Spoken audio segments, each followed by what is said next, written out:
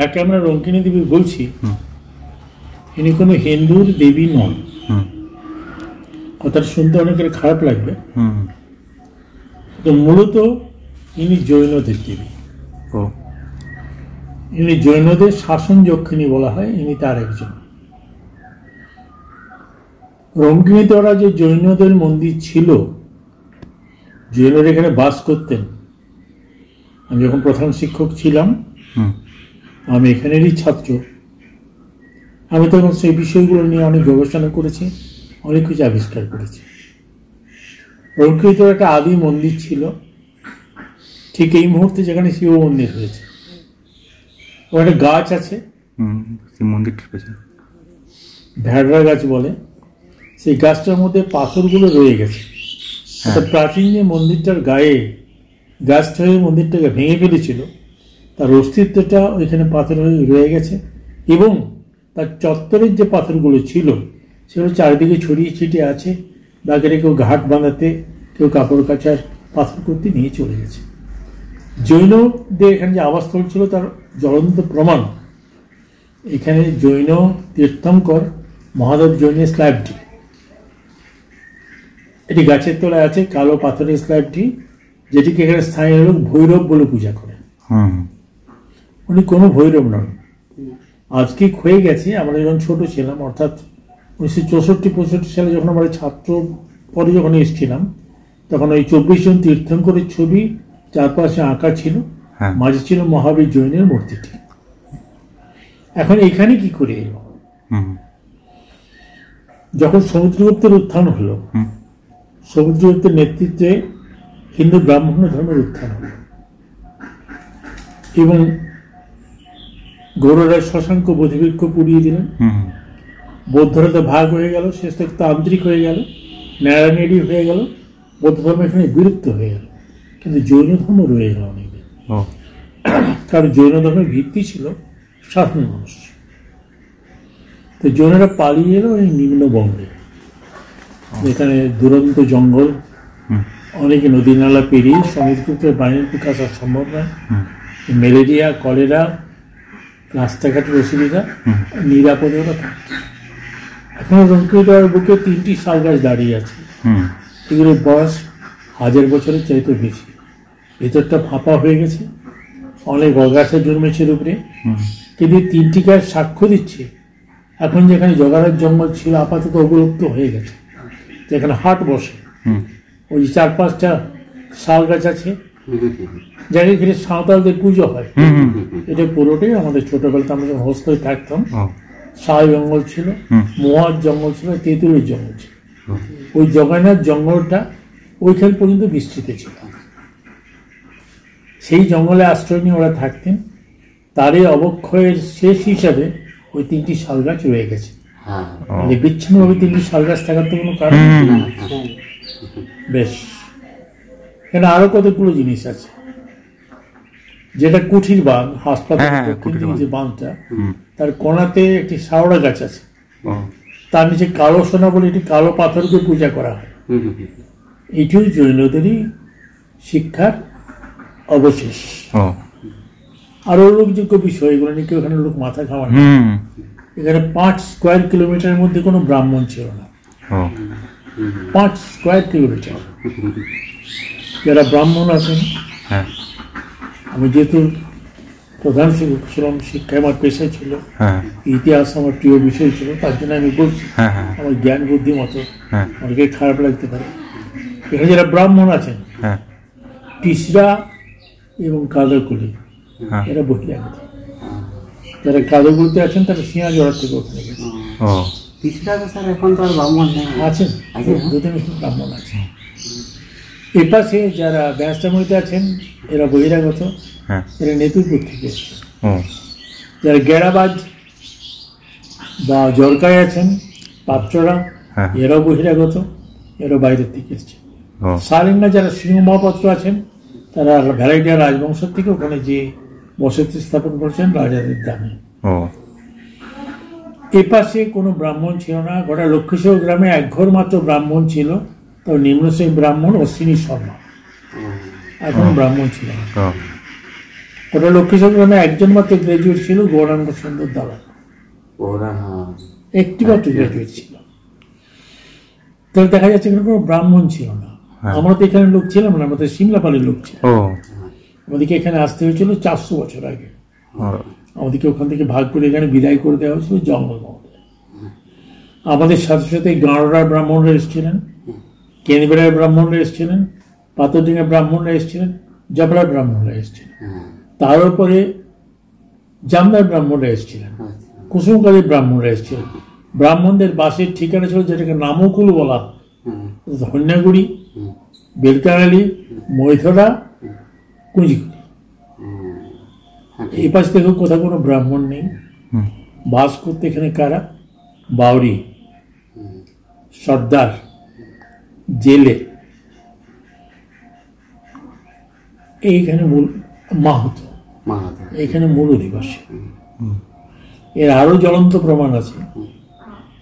আমি যখন এখানে হেডমাস্টার, ডিস্ট্রিক্ট বোর্ড থেকে কুয়া করা হয়েছিল, কুয়াটা এখনো আছে, পাড় বাঁধানো কুয়া, পানীয় জলের জন্য, যাত্রীদের জন্য। ওখানে খোঁড়া হলো, তখন নিচ থেকে বেরোলো ভস্য আর কাঠের, পোড়া কাঠের খণ্ড। মানে যে কুয়াটা ওই সাইড বা সাইড যেটা আছে ওইটাই। আর যেটা রঙ্কিনতলার পেছনে, যেটা মানে রঙ্কিনতলার পেছনেরটাই তো বলছি আমি, যেটা দশকর্মা ভান্ডার যেটা করেছে তার সামনে, যেটা বলছো তার সামনে। আর যেটাতে পেছনে একটা ছিল না, ওটা তো ইদানি করা, না না তার পর মানে রাস্তাটা যেটা আছে মাঠের সাইডে একটা ছিল না, ওই একটাই।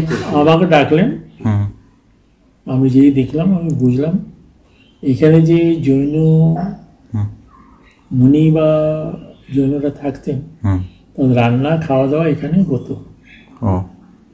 তারা এখানেই থাকতেন, নির্ভর ভিক্ষা করতেন। এখানে পুকুরগুলোর নাম শুনলে বুঝতে পারবে, একটা পুকুর হচ্ছে 700 বিড়া। 7 সড়ক, সড়ক মানে রাস্তা। এটা যেখানে মিষ্টি সেটাই হচ্ছে 700 বিড়া। এর পাশে বিস্তীর্ণ ফাঁকা ভূমি ছিল, দালালরা পরে সেগুলো নেন, এখানে জমি করা হয়েছে। কাছে গ্রাম বলতে শ্যামপুর, বাউরিদের বাস। রসিকপুরে যে সদগোবরা আছেন, ওরাও বাইরের থেকে এসেছে, শিবরাজপুর থেকে ওরা উঠে গেছে। অর্থাৎ এটা পুরোটাই ছিল ওই জৈনদের হাতে এবং নিম্ন শ্রেণীর মানুষদের হাতে। আমাদের এখানে রঙ্কিনী মন্দির পড়েছিল, কোনো পূজারি ছিলেন না।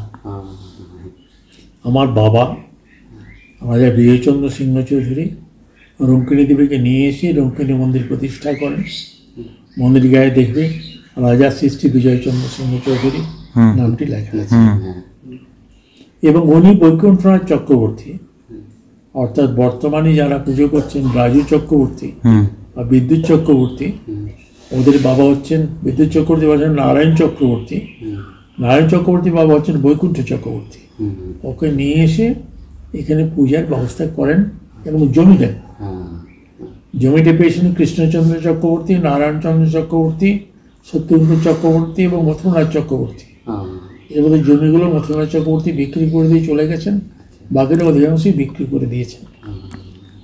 জমি দেওয়ার উদ্দেশ্য ছিল কি, তখন তো এত যাত্রী ছিল না, যাতে রঙ্কিনীর পুজোটা হয়, আমার বাবা তার জন্য সেই ব্যবস্থা করে দিয়েছেন। এবং প্রাচীন রীতিটা আমরা এখন অনুসরণ করি। একটা আশ্চর্য রীতি আছে, এখানে 3টে পাঁঠা বলি দিতে হয়। তার মধ্যে একটা কালো পাঁঠা দিতে হয়। সেই কালো পাঁঠার মাথাতে একটা সুতো বাঁধা থাকে, সুতোটা মা রঙ্কিনীর হাতে ধরা থাকে। এককালে যে মোষ বলি হতো, এটা মোষের প্রতীক, মোষের প্রতীক হিসেবে ওটা বলি দেওয়া হয়। এবং মোষ মাংস তো উচ্চবর্ণের মানুষরা খেত না, ডোমরা খেত। তাহলে ওটা আজও ডোমরাই পায় যারা রঙ্কিনী ধরে বাজাতে যায়।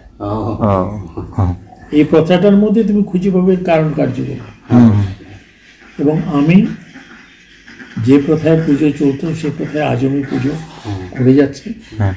আমি যেখানে পুরনো মন্দির ছিল মা রঙ্কিনীর, সেখানে আমি শিব মন্দির প্রতিষ্ঠা করেছি। এটা আমারই প্রতিষ্ঠা করা, 23 সাল করছি, 1423। আর আমার সাধ্যমতো এখন করে চলেছি। ঘর থেকে আমি সব দিই, যদিও এখন মা রঙ্কিনীর প্রচুর পূজা করতে যাত্রীরা আসেন এবং পুরোহিতরা যথেষ্ট লাভবান হন। আমার তা নিয়ে কোনো লোভ নেই, কারণ আমরা তো জমিই দান করে দিয়েছিলাম, আজকে অর্থে আমার লোভ থাকবে। আমি এই যুগের মানুষ, আমার অন্ধভক্তি নেই। আমি ইংরেজি সাহিত্য পড়েছি, আমার মানসিক গঠনটাই যুক্তিবাদী। যারা আমার ছাত্র লক্ষ্মী স্কুলের, তারা যারা আমার কাছে পড়েছে তারা জানে আমি কি।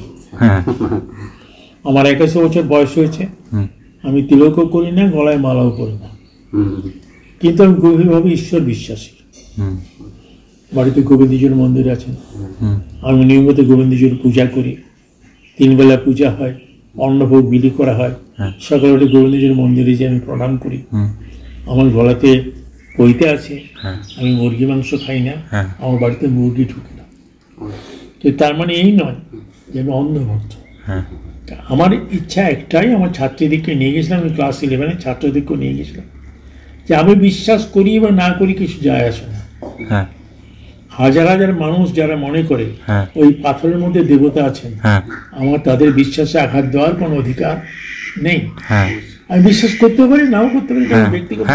অবশ্যই আমি যেহেতু এই বংশে জন্মেছি, এই বংশের প্রথা রক্ষা করে আমার কর্তব্য, আমি তা ভাঙতে পারি না। তাই আমার ঠাকুরদা প্রাণবল্লভ সিংহ চৌধুরী লক্ষ্মীশ্বর আটচালায় শিব মন্দির প্রতিষ্ঠা করে গেছে। তার যে পূজা, যে নিযুক্ত আছেন পাঁজারা, শিবধামটা আমাদেরই জায়গা। তো ওটার ব্যবস্থা ওই হাটতলার থেকে ওদের পুজো অর্চনা সবই চলে। আর যে গাজন করেন বা পূজা করেন তার জন্য আমার অনুমতি নিয়ে যান। এইভাবেই চলছে এবং আমি যতদিন আছি এইভাবেই চলবে আমি আশা করি। নববর্ষদিন আমাকে যেতে হয় ওখানে, আগে যেমন যাওয়া হতো সেই প্রসেশন নিয়ে যেতে হয়, মিছিল করে যেতে হয়। আর যেটা সবচেয়ে আশ্চর্য ঘটনা, যেটা সাধারণত হিন্দু দেবদেবীর ক্ষেত্রে ঘটে না, সাঁওতালরা কোনো হিন্দু দেবদেবীকে প্রণাম করে না, কিন্তু রঙ্কিনী তোড়াতে ওরা আসে ওদের শিকারের নাচ নিয়ে, এবং ওই দিন ওরা কিন্তু আমাকে প্রণাম করে। কিন্তু তো বললেন জৈনদের দেবী, তার জন্য আসে নাকি? তার জন্যই তো আসছে, আমি সেই সূত্র ধরেই বলছি, সেই সূত্র ধরেই বলছি যে এককালে যে অন্তর্শ্রেণীর মানুষরা সবাই আসতো, সেই সূত্র ধরে আসে। পরবর্তীকালে কি হয়েছে, যখন হিন্দু ব্রাহ্মণ ধর্মের খুব অত্যাচার হলো এবং এখানে যারা জৈন ধর্ম ছিল যারা পালিয়ে যেতে পারলো না, তারা সবাই মুসলমান হয়ে গেল। তার প্রমাণ দুটো মন্দির দিয়ে আমি বলছি। একটা হারমাসার মন্দির, মন্দিরটা আছে, এটা জৈন মন্দির, চারপাশের সমস্ত মানুষগুলি কিন্তু মুসলমান, একটু হিন্দু নেই, কিন্তু মন্দিরটি জৈন মন্দির। ও পাশে দেউল ভিড়ায় চলে যাও, তালডাঙ্গা থানার দেউল ভিড়া, দেউল থেকে, দেউল মানে মন্দির, তার থেকে এসছে, সেখানে যত বাসিন্দা আছে সবাই মুসলমান, কিন্তু মন্দিরটি দেউল ভিড়া। এখানে আরেকটা অদ্ভুত ইতিহাস আছে, সে পার্সোলা গ্রামের নাম, পার্সোনার থেকে এসছে পার্সোলা। এখানে একটা জায়গার নাম আছে ভাঙা দেউলি, দেউল যেখানে ভেঙে গেছিল, পুরনো জৈন মন্দির যেখানে ভেঙে গেছিল। এখন একটা বিশেষ তিথিতে পার্সোলাতে শিমু শনির পুজো হয়, একটা কালো আছে, সেই আগুনের উপরে চলে। এগুলো সবই জৈন সংস্কৃতির অবক্ষয়, ঠিক যেমন জৈন সংস্কৃতির অবক্ষয় টিকে আছে গাঁওরা শিব মন্দিরে, আমি যাচ্ছি বাড়িতে, এখানে আগুন উপরে হাঁটতে হয়। অদ্ভুত ব্যাপার, এই মন্দিরগুলোতে কোনো যজ্ঞ হয় না, কিন্তু কোনো হিন্দু দেবদেবীর পূজা যজ্ঞ ছাড়া হয় না, এখানে কোনো পূজা হয় না। আর একটা অদ্ভুত কথা, এখানে ব্রাহ্মণ, ক্ষত্রিয়, বাউরি, হাঁড়ি সবাই কিন্তু সুতো বাঙালি শিব গোত্র, তখন আর জাতিভেদ প্রথা নেই, কারণ জৈনরা জাতিভেদ প্রথাটা তুলে দিয়েছে। আর যেখানে জৈন মন্দির থাকবে সেখানে গণেশ থাকবে, গ্রামে একটি গণেশ আছে, ওই পুকুর আছে, পুকুরের পাড়ে ছিলেন গণেশ, ওরা নিয়ে এসে বকুলতলাতে প্রতিষ্ঠা করেছে। আমি যারা সন্ধানে আছি এখানে জৈন মন্দির গণেশটি কোথায় গেল, আমার ভয় হয় কোনো টুরিস্ট এসে এটা বোধহয় চুরি করে নিয়ে চলে গেছে, এখন ফাঁকায় পড়েছে। হ্যাঁ, আর বলছি মাস্টার মশাই, যেটা একটা ওখানে গল্প শুনতে পাওয়া যায় যে কাঁঠালের ব্যাপারে, যে রঙ্কিনী ঠাকুর অলৌকিক কি ঘটনা? ঠাকুর যে বসেছিল, তারপর কাঁঠাল একজন চেয়েছিল, তাকে দেওয়া হয়নি। আপনি উঠেছিল ঠাকুর কাঁঠাল ধরে আমি নেই সেই গল্প জানি না, মানে ওটা গুজব। আমার ব্যক্তিগত মতামত তুমি এতে তুলো না। হ্যাঁ, না না, বাদ দিতে। হ্যাঁ তুমি তো আগেই শুনলে আমি যুক্তিবাদী মানুষ, হ্যাঁ হ্যাঁ আমি অলৌকিক বিশ্বাস করি না। হ্যাঁ, ওরা তখনকার মানুষ তো নওশাদ থানের মাটি খেলে হ্যাঁ রোগ ভালো হয়ে যায়, হ্যাঁ আর ওপরে যে ঝাড়ি দিলে সাপের বিষ ভালো হয়ে যায়। হ্যাঁ, না এটা এই যুগের লোক। আমি যে কালেই জন্মাই, হ্যাঁ আমি বলে এক ভিন্ন বিশ্বাস কাউ করি না। হুম যারা এই গাঁজা খেয়ে এক মুখ দাঁড়িয়ে নিয়ে চিমটে হাতে বম বম করে ঘুরে বেড়ায়, হুম হুম এদিকে ঘৃণা করি। হুম স্কুলে পড়াবার সময় বলতাম এরা গাঁজা খেয়ে বম হয়ে থাকে, আর এই দাড়ি আর চুল ভর্তি উকুন থাকে, ওই যেটা সাধু ইয়েগুলো ঘুরে বেড়ায় যায়। ঘুরে বেড়ায় যারা, হ্যাঁ কাজে ওটা আমি জিজ্ঞাসা করি না, হুম কারণ আমি নিজে কোনো অলৌকিক করতে বিশ্বাস করি না। হ্যাঁ আমি কর্ম ফলে বিশ্বাস করি। হ্যাঁ কর্মণ্যবাধিকারস্তে মা ফলে সুফলায়। হুম তুমি যেমন কর্ম করবে হ্যাঁ তুমি তেমনি ফল পাবে। হুম সৎ কর্ম করো, দ্বিতীয় কোনো পথ নেই, তুমি যেখান থেকে এসছো সেখানেই ফিরে যাবে। হ্যাঁ পৃথিবীর মূল তিনটা ধর্ম যদি বিচার করো, হ্যাঁ এটা হিন্দু ধর্ম, এটা ইসলাম ধর্ম, এটা খ্রিস্ট ধর্ম। হিন্দু ধর্ম বলছে ভালো কাজ করলে তুমি স্বর্গে যাবে, মন্দ কাজ করলে তুমি নরকে যাবে, হ্যাঁ এবং যমরাজা বিচার করে দণ্ড দেবে। হুম ইসলাম ধর্ম বলছে তুমি ভালো কাজ করলে বেহেশতে যাবে, হ্যাঁ খারাপ কাজ করলে দোজাকে যাবে। তোমাকে হযরত মুহাম্মদ ঈশ্বরের পুত্র, তিনি শেষ বিচারের দিনে তোমার পাপ পুণ্যের বিচার করে যেদিকে তোমার যাওয়া সেদিকে তুমি পাঠিয়ে দেবে। খ্রিস্টানরা কি বলছে? ডুমসডে, শেষ বিচারের দিনে গড বিচারে বসবেন, সন অফ গড যিশু পাশে থাকবেন, হুম ভালো যারা কাজ করেছে they will go to heaven, তারা স্বর্গে যাবে। হুম আর যারা খারাপ কাজ করেছে তারা অনন্ত নরকে যাবে, ইটারনাল ড্যামনেশন টু হেল। তো স্বর্গ নরক বেহেশত দোজাক, হুম এই কনসেপ্ট তিনটা রিলিজনের মধ্যেই আছে। হ্যাঁ এটা তোমার বিশ্বাস, এর কোনো কংক্রিট প্রমাণ নেই। দেওয়া যাবে না।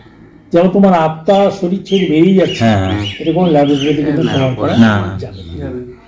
এটা হচ্ছে বৈজ্ঞানিক বিশ্বাস। হুম আর কি কাঁঠাল চাইলে বলে কাঁঠাল গাছ I don't believe in this. Hmm আর আমি বিশ্বাস করি হুম মানুষ যতদিন থাকবে হুম বুজুর্গি থাকবে, হুম ভাওতা থাকবে। হুম একটা প্রাকৃতিকভাবে বিকলাঙ্গ গরুকে দেখিয়ে হুম সেটাকে শীতের হ্যাঁ ঝুঁটি বলে আছে। পয়সা আদায় করা, হ্যাঁ হ্যাঁ হ্যাঁ ঠিক দুয়ারে দুয়ারে শীতলার বলে একটা পাথরকে ওই সিঁদুর মাখিয়ে হ্যাঁ হ্যাঁ পয়সা ধান আদায় করা। হ্যাঁ হাতিকে হাতি ঠাকুর বলে দরজায় নিয়ে এসে ধান আদায় করা হয়, হ্যাঁ। কিন্তু হাতি ধান খেতে পায় না। হ্যাঁ কাজে আমি কদাচারগুলো দেখতে পাই, এ নিয়ে আমার কোনো মন্তব্য নেই। হ্যাঁ কিন্তু যেহেতু হুম প্রতিদিন 100 কাছাকাছি লোক এসে হুম রঙ্কিনীকে পুজো করেন হ্যাঁ এবং হত্যা দিয়ে পড়ে থাকেন, উপবাস দিয়ে আসেন, হ্যাঁ স্নান করে মায়েরা আসেন, হ্যাঁ সেক্ষেত্রে আমি বিশ্বাস করি বা না করি কিছু যায় আসে না। হ্যাঁ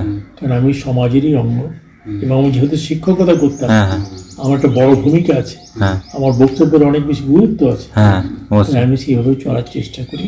হ্যাঁ আমার বাবা যা বিশ্বাস করতেন, যা কর্ম করে গেছেন, যদি আমি বাঁচবো হুম আমি তাই করব। হ্যাঁ আমার সন্তানদেরও বলে যাব হ্যাঁ যতদিন পারবে এই ট্রেডিশনটা ধরে রাখবে। হুম আর যারা পুজো রাখেন তাদের বলি হুম একটু নির্লোভ হও। হ্যাঁ মা তো তোমাদের অনেক দিয়েছে, হুম আমি তো ইচ্ছে করলে তোমাদের জমি দিয়েছিল, তোমার একটাও তোমাদেরকে দিতাম না। হ্যাঁ হ্যাঁ একটা বাস্তব বসিয়ে সব আইটা তো আমি নিয়ে নিতে পারতাম। হুম আমি তো 1 পয়সা নিতেও যাইনি, হ্যাঁ একটি পয়সা নিতেও যাইনি। হ্যাঁ ওই দিন যে লোকের ধরে যাই, আমার প্রাপ্য কি? একটি মালা, হ্যাঁ একটু বেলপাতা, হ্যাঁ আর তুমি কিছু নিই না। হ্যাঁ হ্যাঁ তাহলে একটু নির্লোভ হও, হ্যাঁ একটু কম পয়সা নাও, যাতে সাধারণ মানুষ সবাই মানে হ্যাঁ হ্যাঁ পুজোটা দিবে স্যার ভক্তি করে তার একটু কম পয়সা নাও। হ্যাঁ আর আমি বেঁধে দিচ্ছি নিয়ম, কোনো গরিব মানুষের বিয়েতে 2000 টাকার বেশি চার্জ করা হ্যাঁ চলবে না। হ্যাঁ আমার যত সাধ্য ওই যুগে হ্যাঁ করেছেন, অবশ্যই একটা গরিব মানুষ ওইখানে বিয়ে হচ্ছে না, খরচা করতে পারবে না, সেই বিনিময়ে যে রঙিন তোড়াতে করছে একটু পুজো দিতে যায়, তার জন্য 2000 5000 চলবে না, সর্বোচ্চ 2000। সর্বোচ্চ 2000। সে গরিব বলেই তো ওখানে। আর যদি 2000 টাকার বেশি নাও, হ্যাঁ, তাহলে আমার কাছে টাকা জমা দিয়ে যাবে, দেখি তোমরা কেমন পূজা না করো। বিয়ে না দাও, তোমরা যদি বিয়ে না দাও, শিবখানে বিয়ে দেবো করবো। হ্যাঁ শোনো, ভদ্রতার পরেও একটা মুগুর চাই। হ্যাঁ এই জমার এটা মুগুর না থাকলে কাউকে সোজা করে যাবে না। হ্যাঁ আমি একটা স্কুল চালাতাম, হ্যাঁ আমার দাবি এটাই যে আমি জনপ্রিয় শিক্ষক ছিলাম, হ্যাঁ ছেলেদের আমি ভুগতাম না, কিন্তু ছেলেটা আমাকে ভয়ও করতো। হুম আপনি চলে গেলেন, বট গাছও চলে গেল, আর সেই পরিবেশও নষ্ট। হুম আমি তো কাউকে মারিনি কোনো। দেখুন, একটু ছাত্রকে তো একটু বলুন। কেভিটিটা দেখলে সব মানতে পারতো। আর আমার সেই মতামতটা moment। নিশ্চয়ই শুনতে পেলে তুমি আমি কেমন ধরনের হ্যাঁ বলবো। অবশ্যই। এবারে শেষ করো। হ্যাঁ তোমরা পরবর্তী প্রজন্ম হুম এই বৈজ্ঞানিক দৃষ্টিভঙ্গি নিয়ে সব জিনিসের ব্যাখ্যা করো। অবশ্যই। আর এখন অবক্ষ হিসেবে তোমাকে দুটো কথা বলে শেষ করছি। হ্যাঁ মর্যাদায় ধর্মরাজের মন্দিরে ধর্মরাজের পূজা হয়, হ্যাঁ মোট কথা। তার পূজারি হচ্ছেন একজন জেলে। ও হ্যাঁ, সনকার মন্দির আছে গোয়ালচরে, হ্যাঁ সনকা দেবীর পুজো হয়, তার পুজো হচ্ছেন একজন জেলে। অন্ত শ্রেণীর মানুষদেরকে দিয়েই পুজোটা হয়। হয় ব্রাহ্মণ পূজারি কেবলমাত্র না। এইখানে নিযুক্ত করেছেন আমার বাবা, যেহেতু এখান থেকে জৈনরা সব পালিয়ে গেছেন, ঠাকুর করেছে। ও ব্রহ্মত্বটা ওই জ্ঞানের মাধ্যমে তারা মানে এবার বুঝতে পেরেছি তো? হ্যাঁ বুঝতে পারলাম। আর এমনকি রায়পুরে যে মহামায়া মন্দির, হ্যাঁ মহামায়া মন্দির। ওরা রাগ করবেন আমার কথায়, হ্যাঁ ঠাকুরটার নাম শোনো, হুম মহামায়া। হুম এই সংসার তো মায়ার। হ্যাঁ শঙ্করাচার্য বলেছেন কাতে কান্তা কাস্তব পুত্র, হ্যাঁ নলিনী দলগত জলমুখী তরল, জীবন হচ্ছে পদ্মপাতায় নীরের মতো। হুম তোমার ছেলেই বা কে, হুম হুম আর স্ত্রী বা কে, হুম চোখ বন্ধ করে তো সব অন্ধকার। হ্যাঁ তার মহামায়া হচ্ছেন যে মায়ার ছলনে আমরা ভুলে আছি, তিনি যাকে মুক্ত করেন। হ্যাঁ ইনি জৈন দেবী, ও এর কোনো মূর্তি ছিল না। হ্যাঁ হ্যাঁ হ্যাঁ আমরা যখন আজ থেকে 60 বছর আগে গেছি, হ্যাঁ কোনো মূর্তি ছিল না, এটা পাথর ছিল। হ্যাঁ এখন এখনো আছে পাথরটা। কিন্তু স্যার পাথরটা বলেছিল উঠেছিল মাটির থেকে, সেরকম কিছু না। মাটিতে পোতা থাকলেই উঠবে। হ্যাঁ, মানে এই যে গাঁওটা শিবলিঙ্গ, হ্যাঁ, হুম হুম যদি মাটির থেকে উঠেছিল, তার চারপাশে রজত পত্রটাকে তৈরি করলো, ওটা তো ওটা তার মাটির থেকে উঠে মাটির থেকে উঠেনি। যুক্তি দিয়ে বোঝার চেষ্টা করে। ওইটাই ব্যাপার, হ্যাঁ। এই যে রজত পত্র মাটিতে- রইল, জল ঢালে জল বেরিয়ে যাচ্ছে, তার হ্যাঁ, ড্রেন করে, এটাকে মানুষের আচ্ছা ওটাকে দেবতা করে দেবে, এবার মাটিতে ক্ষয়ে তো পাথরটা বেরিয়ে যেতেই পারে। বেরোতে পারে, মেনে নিচ্ছি, কিন্তু রজত পত্রটা কারা করলো? হ্যাঁ, হুম তাহলে আমি তো বললাম আমার অন্য ধরনের মানুষ, হ্যাঁ অথচ আমি ভোক্তা করাই, গাজন আমি চালাই, খরচ আমি দিই, হ্যাঁ, হ্যাঁ। আমি সেটা দুদিন ধরেই অবশ্যই যাই। হ্যাঁ। দেখি। এটা হচ্ছে ট্র্যাডিশনকে আমি মেনটেন করি, হ্যাঁ আমার ব্যক্তিগত বিশ্বাস জায়গা। আপনার জন্যই তো ওখানে লোকে ধরে চলছে, তো সেটা ওখানেও সবাই চলছে, জানে। এখানেও চলছে। এখানেও সুবিধানই চলছে। আমি যতদিন আছি হ্যাঁ ঈশ্বরের আশীর্বাদে আমি চালিয়ে যাব। আমার ব্যক্তিগত বিশ্বাস ও বিশ্বাসে কিচ্ছু যায় আসে না।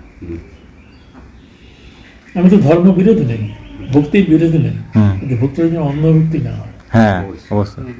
সাপে কেটেছি, আমি হসপিটালে যেমন ওঝার করতে যাব, হ্যাঁ, এমন ভক্তির আমার দরকার নেই। তো হুম মা মনসার পুজো কেন হতো, হুম এটা অবান্তর কথা হলো বলে, কারণ তখন এখানে বাংলায় সাপের কামড়ে যতজন মারা যেত, হ্যাঁ আর কলেরা যতজন মারা যেত, তত কোনো বিষয়ে মারা যেত। হ্যাঁ, কাজে ওলা বিবির পুজো হতো, হ্যাঁ, শীতলার পুজো হতো বসন্তের জন্য, হ্যাঁ, আর মনসার পুজো হতো সাপের হাত থেকে রক্ষা করার জন্য। হ্যাঁ, এবং মনসার প্রতিষ্ঠার জন্য চাঁদ সদরের উপাখ্যান রচনা করা হয়েছে। হ্যাঁ, যেমন পরবর্তীকালে হ্যাঁ, খুবই আশ্চর্যের কথা, হ্যাঁ আমি শিক্ষক বলে বুঝছি, হ্যাঁ, হ্যাঁ এখন প্রত্যেক ঘরে ঘরে নারায়ণ পূজা হয়। হ্যাঁ হ্যাঁ, ইনি কে?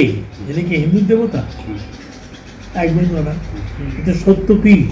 হুম, ও তো মুসলমান তো। তবে দয়া করিবেন পীর পয়গম্বর, সত্য পীরের পাঁচালি শুনি, হুম এবং এর কোনো মূর্তি নেই। হ্যাঁ পশ্চিমমুখে পাততে হয়, হ্যাঁ তীর দিতে হয়, সিন্নি দিতে হয়। হ্যাঁ, সিন্নি, ঠিক। সিন্নি হিন্দু ধর্মে নেই, হ্যাঁ ইসলাম ধর্ম থেকে ডাইরেক্ট।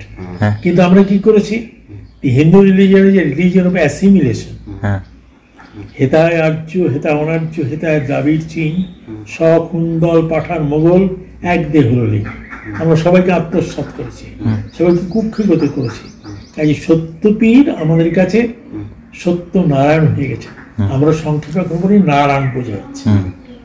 নারায়ণ মানে ভগবান নন, মানে বৈকুণ্ঠের ব্রহ্মা বিষ্ণু নন, ইনি সত্যপীরের সত্য নারায়ণ হয়েছে। তাহলে তো যদি ইসলাম ধর্ম। পূজা, যদি কোথাও কোনোদিন সত্যনারায়ণ হয় বা নারায়ণ পূজা, ওই পীরের পাঁচারিটা শুনবে, কিংবা দোকান থেকে পীরের পাঁচারি কিনে নিয়ে পড়বে। তাতে 2-3 হিন্দি কথা আছে। ওর লেখায় চোর और तू लोग भी सच्चा, সে ধনপতি সৌদাগরকে বলছে। অর্ধরাত্রে উঠে পীর প্রচন্ড ফকির, যে ওই লোক চুরি আর তুমি সাচ্চা। এবারে পীরের পাঁচালি বলা হলো, হরিধ্বনি দেওয়া হলো, সিন্নি বিলি করা হলো। সিন্নি শব্দটাই এসছে ইসলাম থেকে, কারণ তাকে তো আত্মসাৎ করে নিয়েছে। এবং কত ভক্তি করে আমাদের পুরুষ নারী তাকে পুজো করছে। তো আমি তো জানি উনি আমাদের দেবতা নন, সাক্ষাৎ পীর। তীর দিয়ে পুজো হয়, পশ্চিমকে পাততে হয়, আর পীরের পাঁচালিটি পড়তেই হবে, ঠিক যেমন কোরআনটি পাঠ করতে হয়।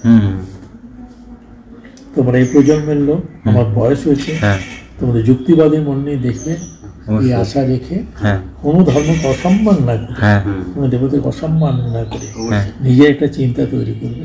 এইটুকু বলে আমার বক্তব্য ঠিক আছে, ধন্যবাদ। অনেক জ্ঞান পাওয়া যায়। রঙ্গিন মায়ের মন্দিরের পাশে যেটা গাছটা আছে, ওইখানে একটা ঢিপি ছিল বড় রকম, প্রথমে প্রথম ফার্স্ট আর কি। ওই ঢিপির মধ্যে মানে মা নিচে ছিলেন, কিন্তু জঙ্গল পরিপূর্ণ ছিল, পরিপূর্ণ একবারে।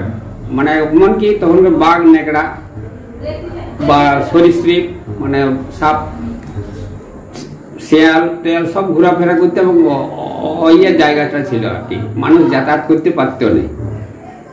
যাতায়াত করতে না পারার পরে দীর্ঘ সময় কেটে গেছে। তারপরে হঠাৎ আমার দাদা মহাশয় অর্থাৎ আমার বাবার বাবা, তাদের দিকে মায়ের একটা ইয়া হয়েছিল।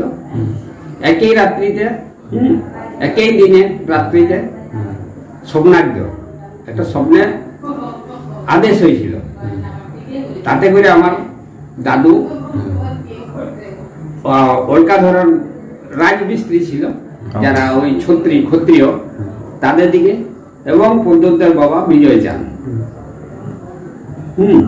পদ্ম সিংহের চৌধুরীর বাবা বিজয় চাঁদ, স্বপ্ন পেয়ে যুক্তি করে মানে মায়ের ওই ঢিপিটা খুঁড়বার ব্যবস্থা করেছিল। খুঁড়া মানে কুড়া। তারপর দেখছেন যে মায়ের একটা চালা, অর্থাৎ আগেকার প্রত্নতাত্ত্বিক যুগের যে পাথরের চাল বলে, তাহলে সেটা পরে আস্তে আস্তে দৃশ্য হতেই পূজার ব্যাপারে চিন্তাধারা করেছিল আর কি। কিছুটা খোঁড়ার পরে দেখলো যে মায়ের মূর্তিও দেখাচ্ছে। যেই মূর্তি দেখাচ্ছে সেই তাদের মধ্যে একটা যুক্তি হয়েছিল। তখন যুক্তি যে তাহলে আবার মা পুনরায় স্বপ্নান্তে বললেন যে আমার পুজো করতে হবে। আমি বিন্দব আসিনি। আমরা বর্তমানে দেখতে পাই যে মায়ের অষ্টভুজা রূপ, অর্থাৎ 8টা রূপ আছে, হাত আছে, তাহলে অষ্টভুজা, ভুজা মানে হাত।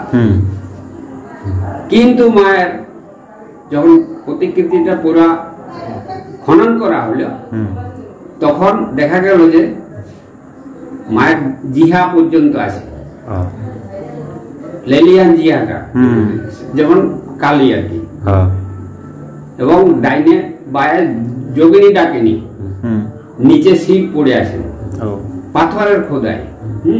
তাহলে প্রত্নতাত্ত্বিক যুগের, পুরাতন প্রস্তর যুগের জিনিস বটে, এটা অনুমান হয়েছিল। কিন্তু তিনি যখন দেবী রূপে পূজা চাইছেন, তখন তারা যুক্তি বুদ্ধি করে চেষ্টা করলেন যে তাহলে মূর্তিটা খনন করে তোলা হোক। যে খনন করতে গেল, সেই মায়ের ডান পাটা ভেঙে গেছিল। ডান পা ভেঙে গেল। হ্যাঁ, প্রস্তর মূর্তি তো, তাহলে হয়তো কোনো কুড়াল কোদাল গাড়ি দিয়ে, তখনকার তো মোটা রকম ছিল, তখন এত সব মেশিনারি কিছু থাকেনি। মায়ের ডান পাটা ভেঙে গেছিল। ভেঙে যাওয়ার পরে তখন এরা সব চিন্তা করেছিল যে তাহলে ভগ্ন অবস্থায় ঠাকুরের পূজা তো হলো না। কিন্তু মা পূজা নিবেন বলেই মা আবার পুনরায় সময় বললেন যে না, আমি পূজা নেবো, আমাকে অন্য জায়গায় প্রতিষ্ঠা কর। সেই পা ওই যেমন বর্তমানে স্বপ্নাদেশটা কাকে দেওয়া হয়েছিল? সোমনাথেশটা ঠিক এখনই বলা যাচ্ছে না, সেটা দাদুর কিছু আমরা পাইনি। সোমনাথেশ দিয়েছিল হয়তো সবাইকেই, রাজবাকুরে না দিলে এটা প্রতিষ্ঠা হইলো কি করে? নিশ্চয়ই। আর রাজবাকুরে হয়তো দিয়েছে পরিবারে, তারা এসে আমাদের সঙ্গে যুক্তি করে হয়তো আমার দাদা মশাইকে বলেছেন। এইভাবে পূজার মানে জঙ্গল, ঘোর জঙ্গল ছিল খুব, মানে সব কেউ যেতেন নেই। তখন তো বাঘ সিংহ এসব দুটো বাঘ থাকতো। তো আমার দাদুর মা তিনি সন্ধ্যা প্রদীপ দেখাতে যেতেন, কিন্তু এমন একটা অলৌকিক দৃশ্য যে এমনি আগুন এরকম টিপকালে শব্দ করলে ওরা সরে যেত। সন্ধ্যা প্রদীপ দেখিয়ে ফিরে আসতেন মানে দাদুর মা।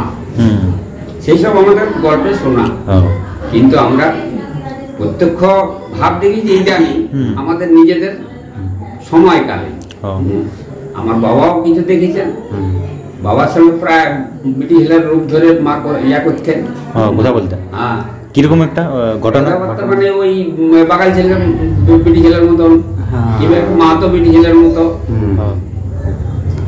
প্রসাদ দে, হ্যাঁ তুই আমার বেটা, এইসব ইয়া হয়তো আগে শোনা যেত। এই প্রসাদ খেতে হি করে হাসতো, বাগাল তখন গরু চড়াতে, বাগালরা তাদের সাথে মানে খেলতো। মায়ের কিছু পয়সা পাতি কেউ হয়তো প্রণাম টনাম দিত, তাদের সেই সব নিয়ে জিনিস কিনে দিত। এইসব আমরা কিছু শুনেছি আর কি, কিন্তু প্রত্যক্ষ তো আমরা দর্শন করি নেই। আর কোনো অলৌকিক ঘটনা? তারপরে হচ্ছে কি, এই আমাদের ছলনাময়ী মা, উনি খুব ছলনা করতেন। ওই মেয়ে ছিল বুড়ির বেশে। আমাদের লক্ষ্মী সাগরের মধ্যে এককালীন পদ্মারদের মানে সোনার ইয়া সেকরা, ওদের পরবী বলে যে জিনিসটা আসতো তখন কাম কাঁঠাল হয়ে, কিন্তু ওই রাস্তা দিয়ে কেউ আসতে পারতো না, এই কারণে ও ছলনা করে তাদের কাছ থেকে চাইতো। মানে ওই রঙ্কিনের মতো। তো এক সময় এইখানে 200 ঘর জজমা ইয়া আছে পদ্মা, তাদের নিয়ে পার্বণী আসছে আম এবং কাঁঠাল। তখন মা রাস্তায় আটকিয়েছে, তখন বাঁকে করে নিয়ে আসতো, অন্য কিছু না, বাঁকে করে মরিচ দিয়ে। তো মা ছলনা করে বলছে ওরা বোধহয় গোবর্ধা টোবর্ধা সাইডের বটে খাদরা, এই কি নিয়ে যাচ্ছে আমাকে দে, পা তোকে কি দেবো। তখন পুরে বেশ থুতরে মুড়ি লাঠি নিয়ে কোনা কোনা সেই কাপি কেটে চাইছে, কিন্তু দিতে দেয়নি। ওই যা তোকে তোরা ভুগবি। বাস যখন বাড়িতে এসেছে, কাঁঠাল যখন ভাঙছে তখন দেখছে শুধু খোপরা, ভিতর ফোড়া, দু কোষাক করে দিয়েছে, কে কমরে খেয়েছে, শুধু সব প্রসাদ। সবার ডায়রিয়া হয়ে গেছে, কলেরা। কিছু কিছু মানুষ তো মরেই ছিল। এই ইয়াগুলো আমাদের দাদু বা ঠাকুমার কাছ থেকে আমরা শুনেছি। না, তারপরে লক্ষ্মী সাগর নাকি হইতো না, কাঁঠাল গাছ লক্ষ্মী সাগর ওই জন্য হয়নি না, না তখন এই ইয়া হয়েছিল একটা সে অভিশপ্তর মতন ভাষা, যা লক্ষ্মী সাগরের মাটিতে কাঁঠাল গাছ হলো, কিন্তু কাঁঠাল ধরবে না, কাঁঠাল গাছ, হ্যাঁ কাঁঠাল ধরবে, এই গাছ হবে কিন্তু কাঁঠাল ধরবে না। সেটা এখন তখন আমাদের হেডমাস্টার ছিলেন মনীন্দ্র ভূষণ রায়, তিনি বললেন এটাও সম্ভব নয়, এটা বৈজ্ঞানিক ব্যাখ্যায় আমরা প্রমাণ করে দেবো। দিয়ে উনি যখন ওই স্কুলের ইয়াতে ছিলেন মনীন্দ্র ভূষণ রায়, তখন কিন্তু গাছ লাগিয়েছিলেন। ভগবান আমাদের টিচার যিনি ভগবান বাবু মুক্তদেব, তো ওই কোয়ার্টারে গাছ লাগিয়েছিল এবং কাঁঠাল ধরেও ছিল, ফার্স্ট স্টার্টিং আমাদের দেখেছিল। হ্যাঁ, তারপর থেকে কিছু কিছু মানুষ আরম্ভ করলো যে না কাঁঠাল ধরবে, ধরে হচ্ছে এখন ধরছে, মানে চেঞ্জ অফ দ্য ভয়েস, জিনিসটা পাল্টে গেছে। তারপরে আরো মায়ের অঘটন,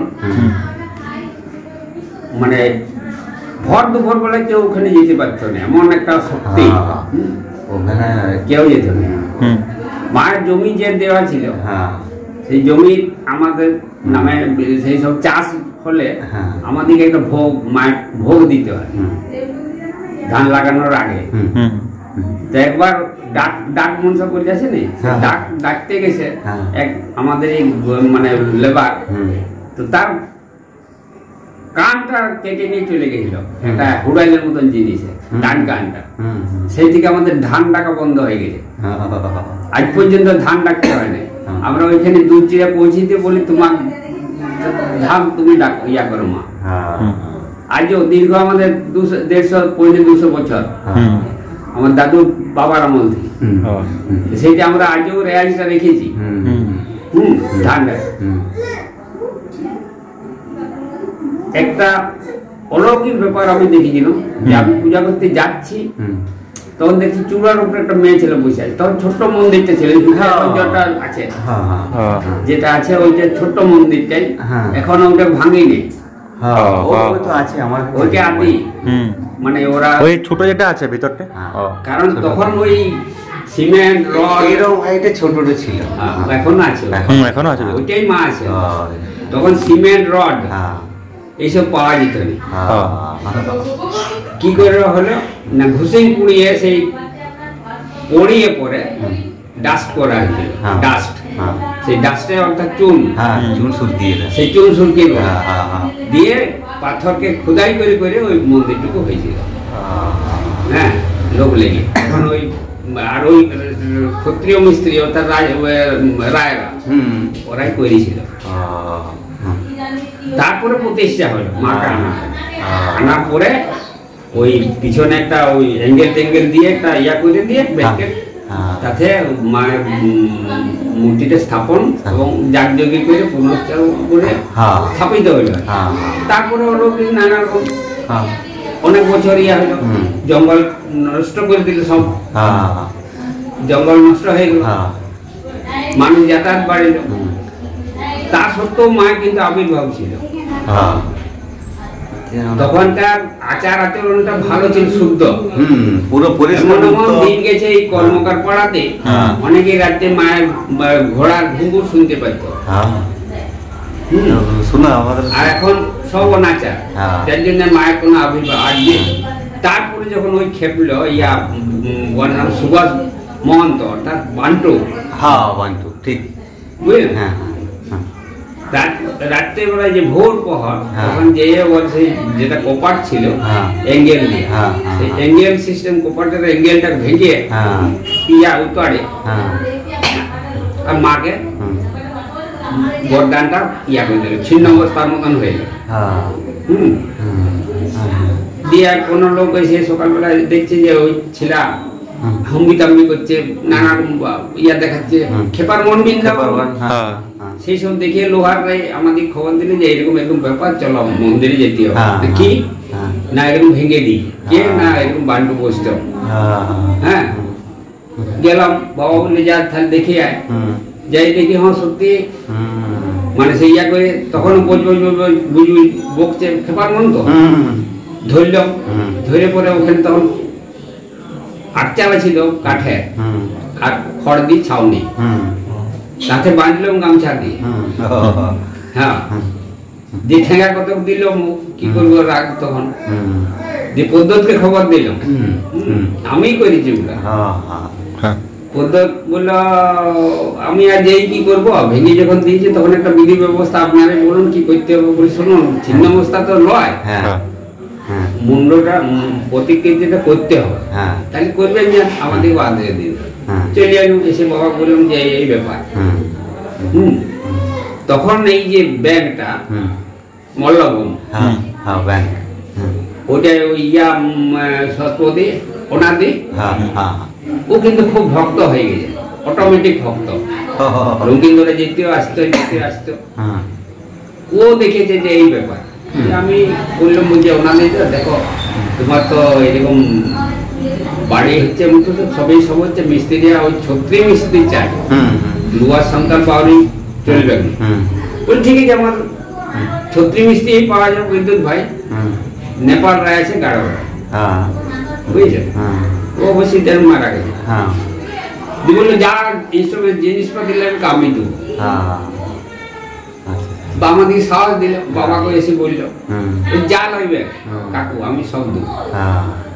বাবা বললো ঠিক আছে তাহলে ব্যবস্থা হোক। দিয়ে ওই চালটা করলাম, উপরে যে এমনি চালটা ওইটা করলাম, আর মুন্ড একটা তৈরি করলাম।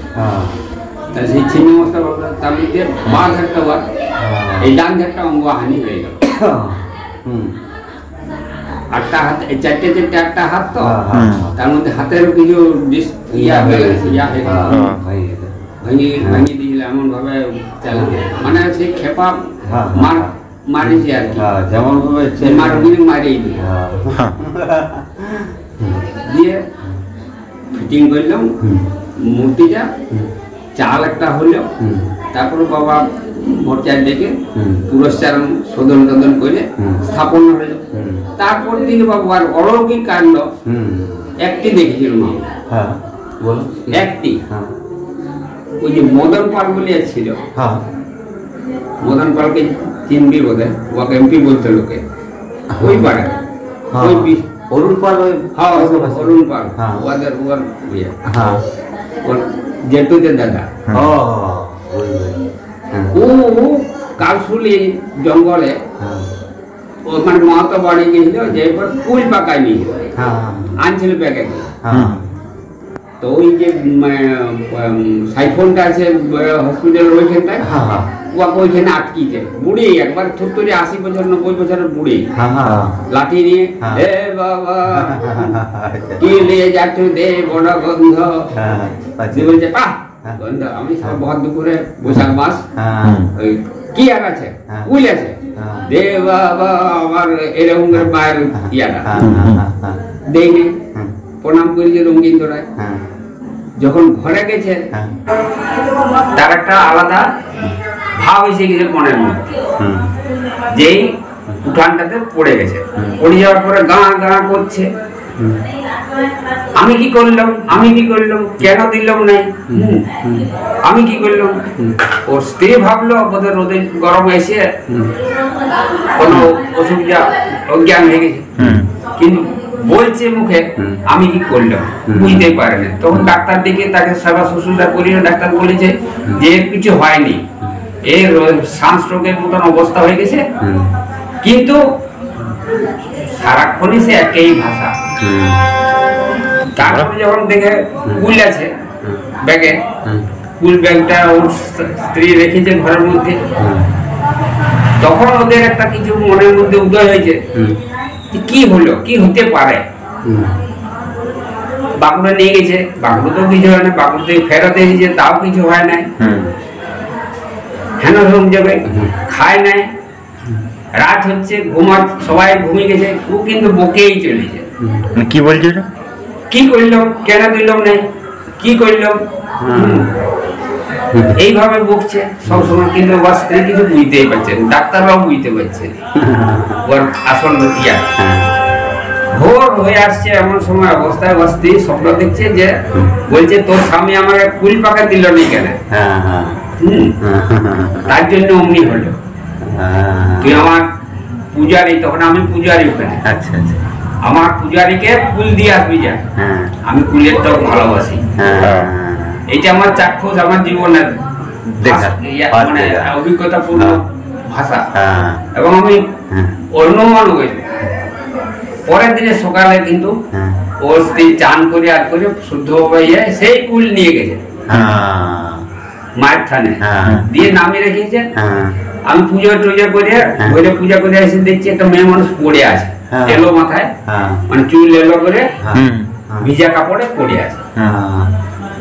পুজো টুজো করে জিজ্ঞেস করলাম কে মা তুমি, কে মা তুমি, ইয়াই করে নেই। মায়ের চরণে জল নিয়ে একটু শরীরে দিয়ে আরো ডাকলাম যে মা ওঠো, মা ওঠো। উঠে তাকিয়ে আমাকে বলছে বাবা রক্ষা করো, বাবা রক্ষা করো। আমি কি হলো না এরকম আমার স্বামী এই হয়েছে, মা কাল কুল খুঁজেছিল দেয়নি। হ্যাঁ ও এই ব্যাপার, হ্যাঁ কেবি তোর এত বড় লোভ হলো। মায়ের দিকে তাকাইয়ে বলছি যে তোর এত বড় লোভ যে তুই কুল পাকা খুঁজেছ, বুঝলে আমি কুল এনেছি, মাকে পিটকে ইয়া করে খাওয়ানো, যে সেই কুল ইয়া করে ভেঙে ছিঁড়ে মায়ের মুখে দিলাম, যা করলাম, বাকি ফুল প্রসাদ ওকে দিয়ে বিদায় ও সুন্দর চলে এলো। এসে পরে সেই কুল রান্না করে ভাত দিয়ে দুপুর বেলায় সুন্দর খেয়েছে এবং তারপর থেকে সুস্থ হয়ে গেছে। এইটি আমার জীবনের চাক্ষুষ ঘটনা। আর কাঁঠালেরটা সেটা বাবার আমলে হয়েছিল। হ্যাঁ কাঁঠালেরটা একটু বাবার আমলে। ওটা যেটা বলেছিলেন তো সেই কথাটাও ওটা বললে ওটা বলি না ওই পার্বত্য কাঁঠাল গরুর গাড়ি যাচ্ছিল সেই অবস্থায় তো খুঁজে দিল। গরু গাড়ি না, তখন বাঁকের যুগ ছিল, বাঁকে, বেয়ারা দিয়ে মুখে। হ্যাঁ। তো সেই তখন ওইভাবে মা ওই 80-90 বছরের ঠুকঠুরে বুড়ি হয়ে খুঁজেছিল। আর এটাও তাই কুল পাকা। আর পরে ওই শিবধানে আমি দোকান একটা করেছিলাম, তখন ওই যে শিবপ্রসাদ দত্ত তাঁতি আর দেবা ওর বড় মাঝে রাধা রানী, ওটা তো না ইয়া জমি না ওটা না, এই সুরেন্দ্র দত্ত ছিল না, ওই যে এখন এই শিবার দোকানটা করেছে দোকান সামনে, ওর বড় মা, ওর বাবার দুবার বিয়া। তো একবার বলেছিল আমাকে দেখি, আমি সেই ভিক্ষা ছিল তো, তাহলে বললো বাবা এরকম মায়ের জন্য মধুমালতী চালের আতপ চাল করেছি আর চিড়িয়া, মাকে চিড়িয়া ভোগ দিয়ে মধুমালতী পায়াস করে দিবে। ঠিক আছে দেবো দিয়ে ওই শিবধারা একটা দোকান করেছি। তাহলে যথারীতি রাত্রিবেলায় বিকালবেলা দিয়েছিল, রাত্রিবেলায় সব ঢাকা ঢুকি দিয়ে, মানে পিঁপড়িয়া ঢুকবে না এমন ভাবে ঢাকা দিয়ে রেখেছিল। সকালে যে দোকান খুলে ইয়া করে দেখছি যে ইয়াটা উল্টানো আছে, যেটা ঢাকা দিয়েছিল একটা, আর বেলপাতা একবার 80 পুরনো বেলপাতা পড়ে আছে চিড়িয়ার উপরে, আর ওই আলতা মায়ের পায়ের দাম। বুঝতে পারছি নি দিক পূজা টুজা এই দিয়ে আমি বন্ধ করে ওদিকে বললাম যে এই ব্যাপার কি দেখি আগে। সেই রাতে আমার স্বপ্ন দিচ্ছে যে শোন আমি ওগুলো খেয়ে এসেছি, আর বেলপাতা দিয়েছে আর পায়ের পানি দিয়েছে ওই আতপ চালগুলো দিয়ে। বলে মা তুমি যদি খেলে ভালো করে তৈরি করে তো দিতাম, বুঝবে ঘুরে ঘুরে হয়তো বলেছি, কিন্তু ওই স্বপ্নটি আমি পুরো আমার জীবনের মানে ফার্স্ট এন্ড লাস্ট একদম প্রথম দেখা একদম যে আমি তো খেয়েছি। আমি প্রমাণ করলাম পাইলাম যে মা রঙেরই খেয়েছে, তাই সারা লোবা দিগাল মন্দ করতাম তোর এমন কি দিতে, কারণ লাউ ধরছে তুই তাদের দিকে পয়সা আমার পুরো দিয়ে যা, লাউ দিয়ে যেত। এক ভদ্রলোকের পায়রা মরে যাচ্ছে, সে দুটো পায়রা দিয়ে গেল কি না মারামারি স্বপ্ন দিয়ে যে আমার পুরোকে দিয়ে। এটা যাদবপুর গোপালপুরের গয়লা, তার 14টা হাঁস ছিল, 13টা উঠেছিল, একটা উঠে নেই। বললো হ্যাঁ মা যদি উঠে যায় তোকে একটা হাঁস দিয়ে। এগুলো আমার ঘটনা আমার জীবনে দিয়ে। সেই রাতে ও স্বপ্ন পাচ্ছে বলছে আমি দিবি তো না, বলে হ মা যদি আপনি ঘর আছে আমি নিশ্চয়ই দিয়ে। আর যখন সকালে উঠে আসি যে ক্যাক ক্যাক করছে তখন সেটা ধরে এনে আমার পূজা চলছে, তখন ছাড়ি দিয়েছে। এই নিদর্শনগুলো আমি জানি পুরোপুরি, তখন থেকে আমার খেপির উপরে বিশ্বাস আছে। তো কেবল মানুষের সবসময় সবটা ওটা আধ্যাত্মিক ভাব থাকতে হয়, যখন তখন আর দুশ্চিন্তা বা কোনো ইয়ার বশত যদি পূজা করা হয় তখন কিন্তু বা কথা শুনে না। আমার বড় বড় সব বড় বড় ভক্ত আছে, হায়দ্রাবাদে আছে, দিল্লিতে আছে, এই দুর্গাপুরে আছে, কলকাতা লিলুয়ায় আছে, এত বড় বড় তারা আমার খবর এবং আমাকে ইয়া পাঠায় পার্বণী মোটামোটা তাদের বড় বড় কাজ উদ্ধার হয়ে গেছে এখনো কথা শুনে। কিন্তু হচ্ছে কি যদি বলে তোমার ঘরে রয়ে গেছে এটা তো যে যার ভাগ্য, ভাগ্য যেটা পাল্টানো যাওয়া। কিন্তু আমি সেই এখনো পর্যন্ত এত বড় কেসও আমি তো বহাল তবিয়তে আছি মায়ের কৃপা। তো আমি অনেক নিদর্শন অনেক দেখেছি, এখন তো ঘটনা তো হামেশাই হয়েছে।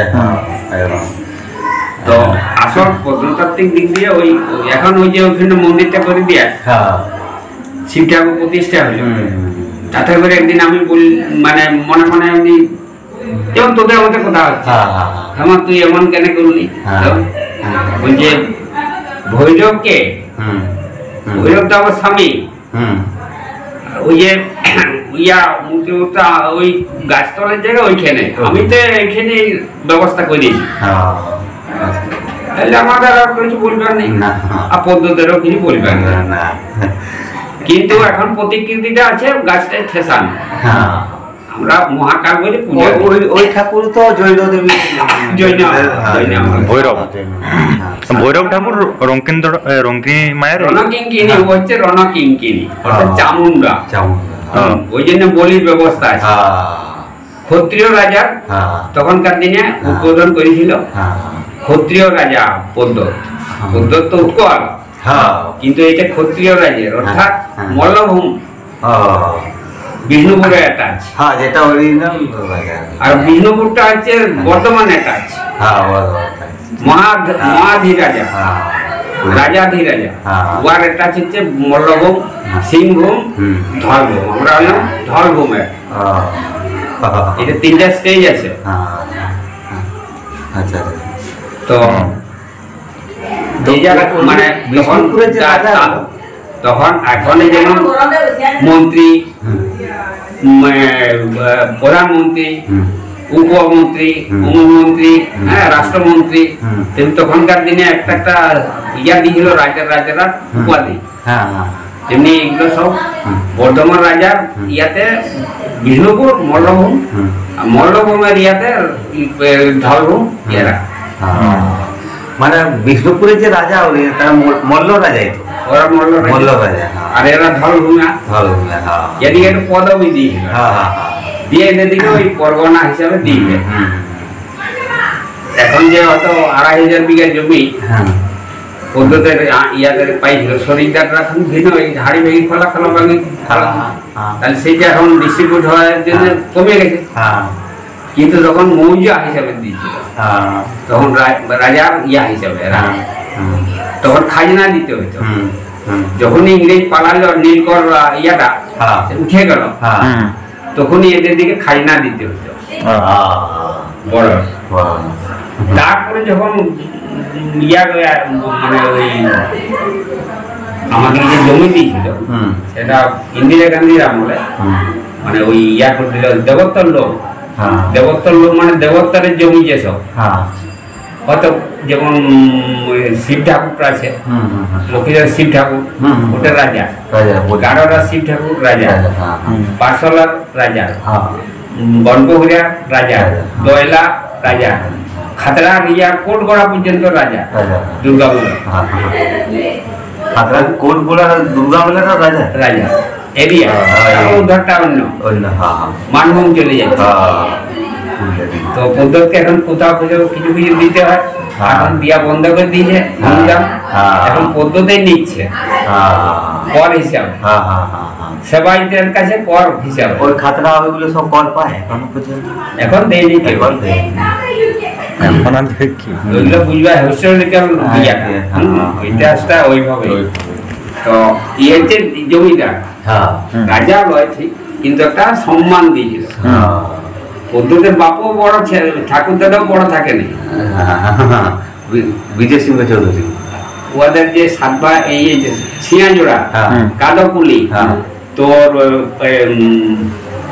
হিজলিয়া হ্যাঁ হিজলিয়া এইগুলো নিয়ে ওটা 7 ভাই ছিল। ও তার মধ্যে পইয়াকে ওই চৌধুরী উপাধিটা দিয়েছিল পদ্মদেব দাদু। হ্যাঁ ওটা উপাধিটা পানমল্ল। মল্ল রাজা যারা তারা দিয়েছিল, এটা কি মল্ল রাজারা?